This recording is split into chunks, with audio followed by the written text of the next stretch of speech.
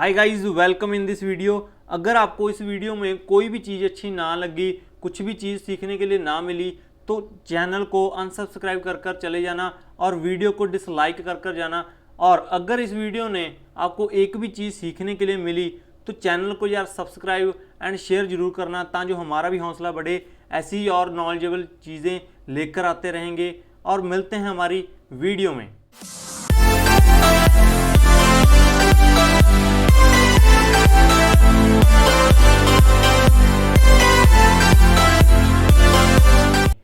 Guys, मैं आपको बताना चाहूँगा कि जो सबसे बड़ी मिस्टेक लोग करते हैं वो होता है do not put the stop loss.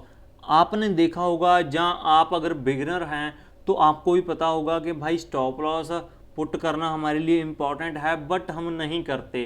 क्यों नहीं करते? हमको डर रहता है कि अगर मैंने स्टॉप लॉस लगा दिया, ये हिट कर कर फिर ऊपर आ जाएगा, ठीक है, और क्या पता वो हमारा स्टॉप लॉस खाने के लिए ही आए और बाद में फिर प्रॉफिट दे जाए। इस ऐसे ऐसे माइंड के अंदर हमारे सवाल आते रहते हैं, ठीक है। मैं आपको बता दूं, अगर आप स्टॉप लॉस नहीं लगा रहे तो आप ब्रदर सबसे बड़ी गलती कर रहे हैं। जो सबसे बड़ी मिस्टेक हो ये मेरी कैरियर में रही है, जो मैंने स्टार्टिंग के कुछ डेज में की थी और जिससे मेरा पैसा बहुत जल्द से लूज़ हो गया था। ये ब्रदर ऐसे है, अगर तो आप ऑप्शन ट्रेडिंग करते हैं, ऑप्शन ट्रेडिंग में सबसे ज़्यादा रिस्क एंड सबसे ज़्यादा रिवॉर्ड होता है, ठीक है।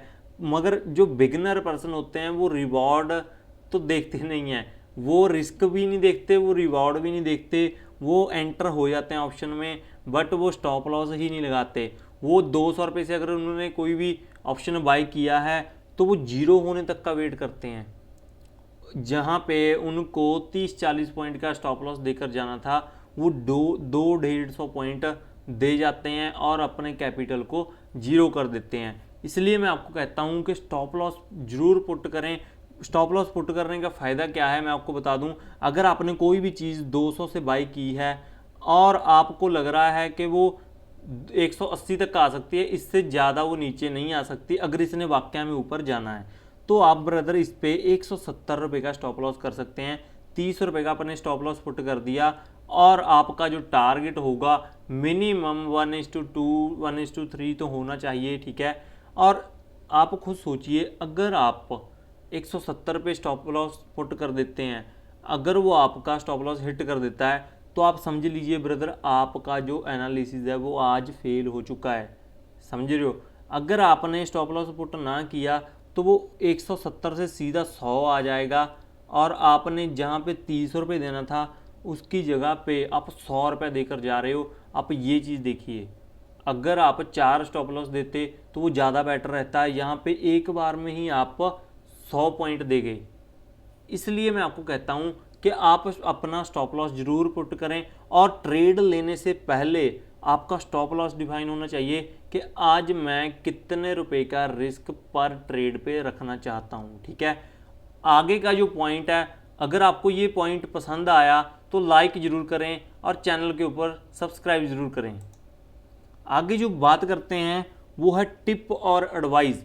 जो नए बिगिनर स्टूडेंट्स होते हैं वो क्या करते हैं, उनके पास कॉल्स आने शुरू हो जाते हैं कि हम आपको टिप्स देंगे, इतना प्रॉफिट होगा, 90% एक्यूरेसी है, भाई आपको 20,000 लाओ, 20 का 40 करेंगे 5 दिन में, 10 दिन में। ब्रदर, अगर टिप्स और एडवाइस से लोग पैसा बनाते होते ना, तो वो जो टिप और एडवाइस दे रहे हैं वो आपको कॉल क्यों करें? आप खुद सोचिए, अगर वो आपको 20 का 40 बनाकर दे सकते हैं तो वो 20,000 रुपये की भाई जॉब क्यों कर रहा है पर्सन जो आपको कॉल कर रहा है? आपने खुद सोचा ये? ब्रदर, कभी भी टिप और एडवाइस से पैसा नहीं बनता, आपको खुद सीखना पड़ेगा। आप बहुत ज़्यादा पैसा इस मार्केट से अर्न कर सकते हैं, बट शर्त है कि आपको कंसिस्टेंसी के साथ ट्रेडिंग भी करनी पड़ेगी, सीखना भी पड़ेगा, लर्निंग भी डेली इंक्रीज करनी पड़ेगी, ठीक है। सब कुछ सीखने के बाद आप एक प्रॉफिटेबल ट्रेडर बन सकते हैं। ये जो मैं आपको पॉइंट बता रहा हूँ ये सभी यूनिक लगा लीजिए। आप एक अगर इनको ही फॉलो करना शुरू कर दिया ना, ये जो मिस्टेक्स मैं आपको बता रहा हूँ अगर ये करनियाँ ही छोड़ दी तो गारंटी के साथ कहता हूँ कि आपको प्रॉफिटेबल ट्रेडर बनने से कोई भी नहीं रोक सकता, ठीक है गाइज। आगे का जो पॉइंट है वो मैं आपको शेयर करता हूँ, वो है रिस्क मैनेजमेंट।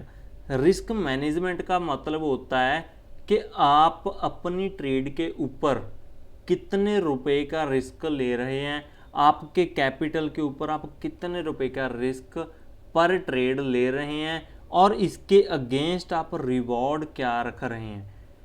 मेरा जो बेसिक होता है वो ये होता है कि ब्रदर 1:2 से मिनिमम तो बिल्कुल भी नहीं लेना, ठीक है। 1:2 तो मिनिमम लेना ही लेना होता है कि अगर मैं 100 रुपये का रिस्क एक ट्रेड में ले रहा हूँ तो उसमें जो मेरा रिवॉर्ड होना चाहिए वो 200 रुपये का मिनिमम होना चाहिए, ठीक है।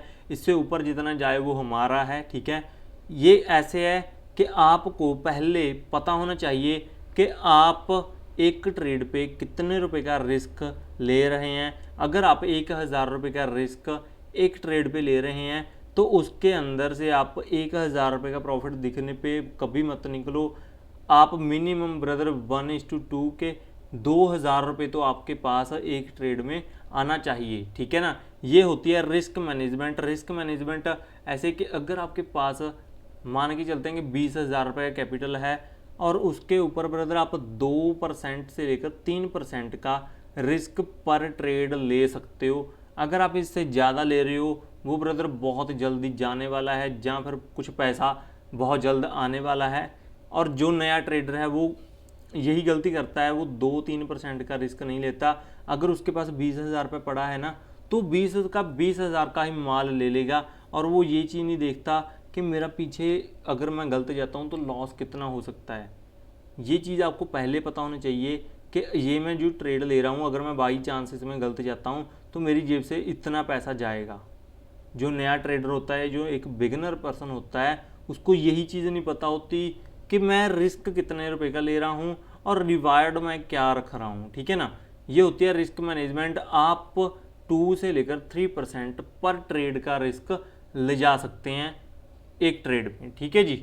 आगे जो हमारा पॉइंट है वो हम डिस्कस करने से पहले अगर आपने अभी तक इस वीडियो को लाइक नहीं किया तो यार लाइक ज़रूर कर दें। ऐसी इंटरेस्टिंग वीडियो हम आगे भी लेके आते रहेंगे। आइए मिलते हैं हमारे 4th पॉइंट में। 4th पॉइंट कहता है कि do not follow your rules. Guys बहुत सारे लोग अपने रूल्स को फॉलो ही नहीं करते। रूल्स क्या हैं, मैंने आपको बोल दिया कि आप 2% का रिस्क आपने पर ट्रेड पे लेना है, नहीं लेंगे वो तो अगर 20,000 पड़ा है तो 20,000 का माल उठाएंगे। 20,000 रुपये अगर पड़ा है तो आप 200 से लेकर 400 रुपये तक का एक ट्रेड के पीछे रिस्क ले सकते हो। ऐसे नहीं है कि आप 2-3 हज़ार रुपये का रिस्क ही ले रहे हो, ठीक है ना। वो होता है कि आपने रूल्स को फॉलो करना है और आप 1:2 का मिनिमम रिवॉर्ड रखें, ठीक है ना। तब आप प्रॉफिटेबल ट्रेडर बहुत जल्द बन जाएंगे, ठीक है ना। स्टॉप लॉस को पुट करें, स्टॉप लॉस को ट्रायल करते रहें। स्टॉप लॉस को ट्रायल कैसे, अगर मान के चलो आपने कोई भी चीज़ 100 रुपये से बाई की, उसका स्टॉप लॉस 90 रुपीज़ लगा दिया, अगर वो 100 से 105 चला जाता है तो आप अपने स्टॉप लॉस को 95 पे कर सकते हो। आप अपने रिस्क को कम कर सकते हो। पहले अगर आपने 10 रुपये का रिस्क ले रहे थे वो 5 रुपये का ही रह गया, अगर वो आपका 110 चला जाता है तो आप 100 रुपये के ऊपर अपना स्टॉप लॉस रख दो, जो अगर बाई चांस मार्केट घूम जाए तो आपको किसी भी तरह का लॉस ना लेना पड़े। आप अपने कैपिटल को तो नहीं दे रहे मार्केट को, समझ रहे हो बात। आप अपने प्रॉफिट के ऊपर रिस्क ले रहे हो तो बहुत बढ़िया है, वरना आप अपने जो कैपिटल है उसके ऊपर रिस्क लेना बहुत गलत है मेरे हिसाब से। क्योंकि अगर आप परसेंटेज के हिसाब से रिस्क लेंगे तो वो बहुत ज़्यादा बेटर है। जैसे मैं आपको बता रहा हूँ कि 2 से 3% का आप पर ट्रेड पे ऊपर रिस्क ले सकते हैं। अगर आपका प्रॉफिट मान के चलो कि 10,000 रुपये हो चुका है, उसके ऊपर आप बोलो कि मैं 2 से 3% लूँ, वो चाहे ठीक नहीं है, ठीक है ना। अगर आपने 10,000 रुपये कमा लिया है तो उसके ऊपर आप 2,000 रुपये का भी रिस्क ले लो। क्यों? क्योंकि वो मार्केट से ही आया है, अगर मार्केट को चला भी जाएगा तो भी कोई इशू नहीं है, ठीक है जी। आगे का जो पॉइंट है वो है do not divide your capital. इसका मतलब ये है कि अगर आपके पास 1 लाख रुपए पड़ा है डीमेट में तो आप क्या करते हैं, 1 लाख रुपए का एक स्टॉक में ही ट्रेड कर देते हैं। वहाँ पे आपके हाई रिस्क रह जाते हैं, और हाई रिवार्ड तो रहते ही रहते हैं, वो कोई इशू नहीं है, बट आपका हाई रिस्क है वहाँ पे। अगर आप फेल जाते हैं तो आपको बहुत बड़ा लॉस भी हो सकता है, अगर आपका प्रॉफिट होता है तो बहुत बड़ा प्रॉफिट भी हो सकता है, ऐसी बात नहीं है। बट मैं आपको बोलूँगा कि अगर आप स्टार्टिंग में हो तो आप अपने कैपिटल को डिवाइड करें, कि अगर आपका 1 लाख रुपए का कैपिटल पड़ा है तो 10-10 हज़ार का 5 ट्रेडों में ले लो, जहाँ 20-20 हज़ार रुपये का माल आप 5 ट्रेडों में लो। उसमें क्या रहेगा, अगर आपका दो दो में स्टॉप लॉस भी हिट हो जाएगा तो आपको 3 में से तो पैसा आएगा ना, तो आपकी जेब में से बहुत कम पैसा जाएगा। समझ रहे हो बात को? तो इसलिए कहता हूँ कि आपका जो कैपिटल है उसके ऊपर रिस्क कम करो, और आपका जो प्रॉफिट है उसके ऊपर आप रिस्क ले सकते हो, कोई इशू नहीं है। ठीक है जी। आगे का जो पॉइंट है वो है focus only profits not a loss.